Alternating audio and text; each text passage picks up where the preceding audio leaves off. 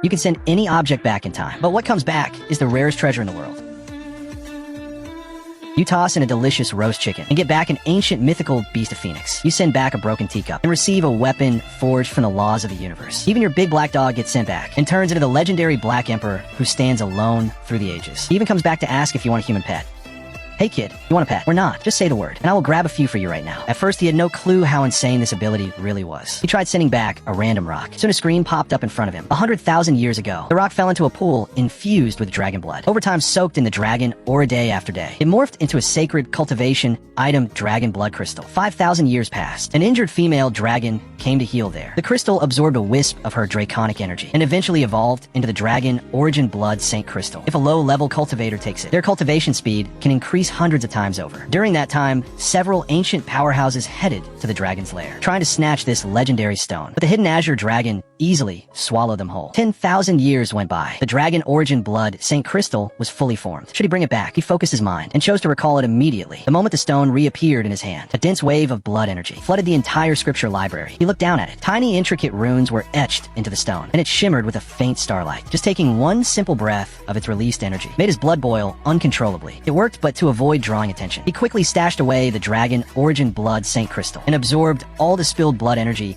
through breathing exercises. As the saying goes, a lowly man means no trouble, but a jade in his pocket invites it, and the Grand Harmony sect ran deep. If a big shot from his sect caught wind of this, he would be in serious danger. While thinking it over, he quickly grabbed another rock from outside the door, ready to try sending it back again. But then the interface popped up saying send failed. Cooldown time, 23 hours, 56 minutes, and 20 seconds. Looked like he could only send one item per day. Thinking about it, it made sense. Without a cooldown, who knows how much he could mass produce in one night. Life went on as usual. He kept up his duties managing the scripture library, but this time something was different. Not only did he look healthier and more energetic, but his cultivation, which had been stuck for years, finally started to show signs of progress. He once thought he would never break through to the golden core stage, but the arrival of the send back system gave him renewed hope. The next morning, the panel showed the cooldown was finished. Would he like to send something new? He planned to make another dragon origin blood saint crystal, one to keep for his own cultivation and one for emergencies. But as the simulation reached 90,000 years ago, an ancient master concealed his aura and snuck into the dragon's lair, stole the dragon origin blood saint crystal, and refined it. This attempt failed. Seeing this, he couldn't help but complain about that stupid azure dragon. Why couldn't it just stay put and heal in its lair? What was it doing wandering around? Not giving up, he tried again the next day. Luckily, this time nothing went wrong. After a successful send, he immediately recalled it. In the days that followed, he used the crystal to refine his body, attempting to break into the golden core stage, while also simulating ways to get easier to obtain top-grade spirit stones, because he just needed to send a bunch of ordinary stones into a dragon vein, and after a few hundred years, they would turn into perfect top-grade stones. Success rate was almost 100%. In just a few days, he had accumulated over 1,000 top-grade spirit stones, easily making what would have been 20 years worth of salary. These resources were also treasures for cultivation and trade. After a week of cultivation, he felt the signs of a breakthrough getting stronger. To be safe, he found an ancient text. It described a legendary sacred herb. Taking it would not only cleanse and remake his body, but also reshape his spiritual roots and talent. This herb, named the Hidden Saint Blossom once it appeared, would surely cause a bloody storm. It was a treasure countless immortal clans would fight over. Today, he planned to create one from scratch. With that thought, he tried to contain his excitement, pulled out 100 first grade blood energy herbs, and chose to send them to the legendary Hidden Realm, the perfect place for the Hidden Saint Blossom to grow. 30,000 years ago, the 100 blood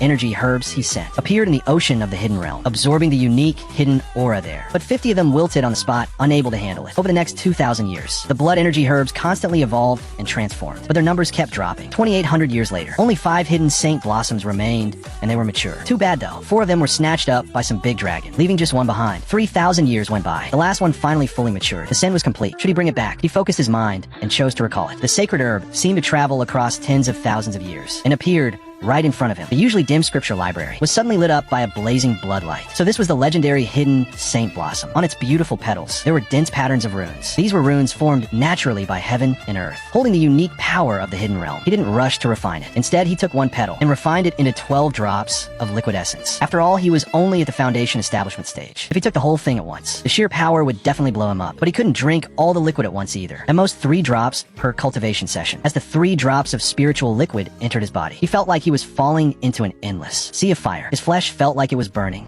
Soon a sound of something shattering echoed from his dantian, the bottleneck that had trapped him at the peak of Foundation establishment for decades. Almost becoming a nightmare, shattered completely. Spiritual energy flooded into his dantian like an ocean. Golden core first layer, second layer, third layer, all the way to the 8th layer. His cultivation level surged to the 8th layer of golden core. Only then did his aura begin to stabilize. Not only had his cultivation improved, but his appearance became younger and more handsome. If things hadn't gone wrong back then, he would have reached this level long ago. Now, he was 50 years late, but it didn't really matter. Cultivation was a long game. With the Senbak system, he believed he could survive the endless years and go much further on the path of cultivation. In the following days, he kept his job at the library while experimenting with sending back other things he wanted. A month quickly passed. His cultivation reached the great perfection of the golden core stage. But to break through to the next Zifu stage, just relying on taking pills wasn't enough. He needed to find a suitable cultivation technique. But unfortunately, the scripture library he managed only had low-level techniques. Since his first day on the job, the sect had moved all the high-level techniques out. After all, he had been stuck at Foundation establishment for years. The higher-ups had long written him off, but to enter the Zifu stage and stand equal with the sect masters, or even break through to the nascent soul stage of the 9 protector elders and become a top fighter in the Grand Harmony sect. He needed talent and hard work, but also a bit of luck and the right opportunity. Creating a powerful technique